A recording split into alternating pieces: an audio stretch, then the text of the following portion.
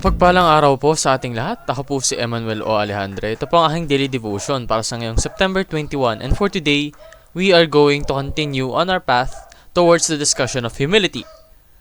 Humility makes us highly favored. No? This is in terms of Jesus and God.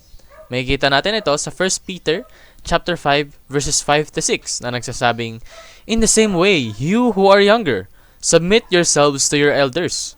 All of you, clothe yourselves with humility toward one another, because God opposes the proud, but shows favor to the humble. Humble yourselves, therefore, under God's mighty hand, that He may lift you up in due time." Sa Tagalog, kayo namang mga kabataan, magpasakop kayo sa mga matanda.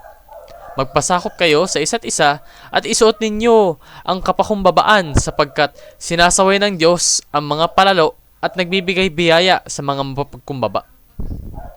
Kaya nga, magpakumbaba kayo sa ilalim ng makapangyarihang kamay ng Diyos upang kayo ay kanyang itaas sa takdang panahon. So, sinasabi po rito, no, na kung gusto mo ng favorability of God, matuto kang magpakumbaba.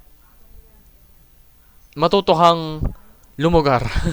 Kumbaga, no? Don't think too much of yourself. Kasi without God, you're nothing. We're nothing without God. So, don't be boastful dahil sa sarili mo. Sarili mong kakayanan. Dahil, first of all, wala ka dapat kayang gawin. Hindi ka dapat buhay kung wala ang Panginoon, no?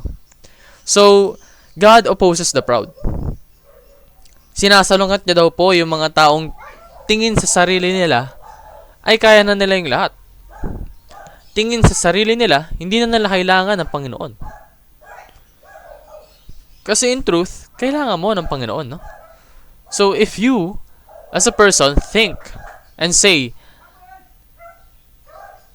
very prideful things na kung saan yung glory binibigay mo lang sa sarili mo, you're opposing God. So God opposes you. Pangalawa, God shows favor to the humble. Pinapaboran daw po ng Panginoon yung mga taong marunong magpakumbaba, marunong tumingin ng kanilang sariling sala, marunong aminin ang kanilang mga kakulangan. Talagang God shows favor to those people. And God exalts the humble in due time. Kapag tunay ka na mapagkumbaba, kapag alam mo at alam mo sa sarili mo yung mga kakulangan mo, iaangat ka ng Panginoon. Yung mga kakulangan mo na yon, ang Panginoon ang pupunan doon in due time.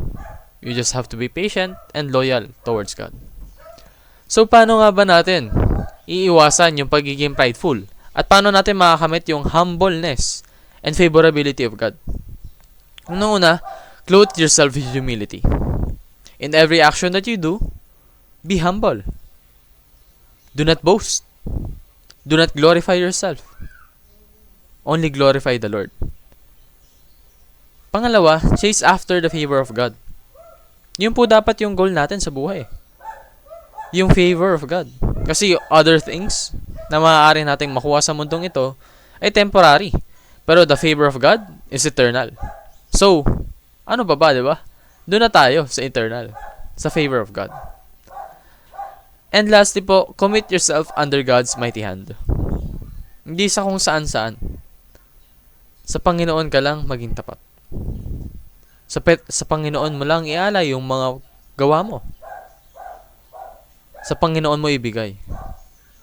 And He will never let you go. He will make sure you are successful. So yun lamang po ang aking daily devotion. Maraming salamat po sa pakikinig.